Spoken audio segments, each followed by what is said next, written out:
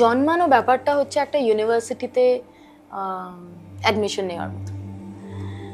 আমি একটু বলে দিই যে আমার বাংলা খুব ভালো নয়, আমি একজন রাজস্থানী বাঙালিকে বিয়ে করেছি, কিন্তু ওই ভালোবাসায় পড়ে যতটুকু শিখেছি কোনো অসুবিধা নেই, আপনি ফ্লুয়েন্টলি হিন্দিতেও বলতে পারেন, আমাদের অডিয়েন্স সবকিছুই বা ইংলিশেও বলতে পারেন, ঠিক আছে, আমি মিক্স করেই বলছি। সো এনিওয়ে, সো ইউনিভার্সিটিতে যেভাবে অ্যাডমিশন নেওয়া হয়, তো ইউনিভার্সিটির অ্যাডমিশনের আগে you will find a good university, ওখানে কি কি সাবজেক্ট স্ট্রং আছে, আপনার কোনটা পড়তে ইচ্ছে করছে বা দরকার আছে পড়ার, ফ্যাকাল্টিজ কারা আছে, একটা আমরা সবসময় খোঁজ নিয়ে থাকি যে আচ্ছা ইনি খুব ভালো প্রফেসর বা সো, আর প্লাস ক্যাম্পাসটা কেমন আছে। তো এখানে ইউনিভার্সিটি কি আমাদের বডিটা না, ইউনিভার্সিটি হচ্ছে আমাদের এই জগৎটা। আচ্ছা, সো জন্মানোর আগে the soul will first choose the subject, যে এই লার্নিংটা আমার এই জীবনে দরকার।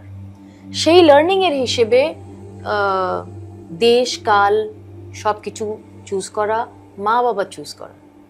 So on the soul level I will go to another soul and say that will you please be my mother on this that is soulmate যেটা বলা হয় না, that's the mother. soulmate হচ্ছে, তারপর there are soul groups.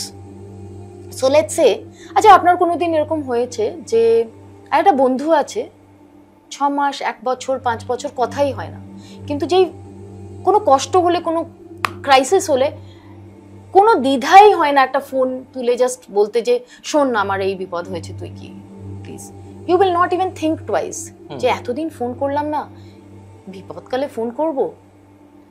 এরকম দু একজন মানুষ সবার জীবনে মোটামুটি হয়। সো এরাই হচ্ছে ওই সোল গ্রুপের সোলমেটস বা সোল কানেকশন, যাদের সাথে এই আত্মারা একসঙ্গে প্ল্যান করে এসেছে, যেটা আমাদের কমিউনিটি। হ্যাঁ,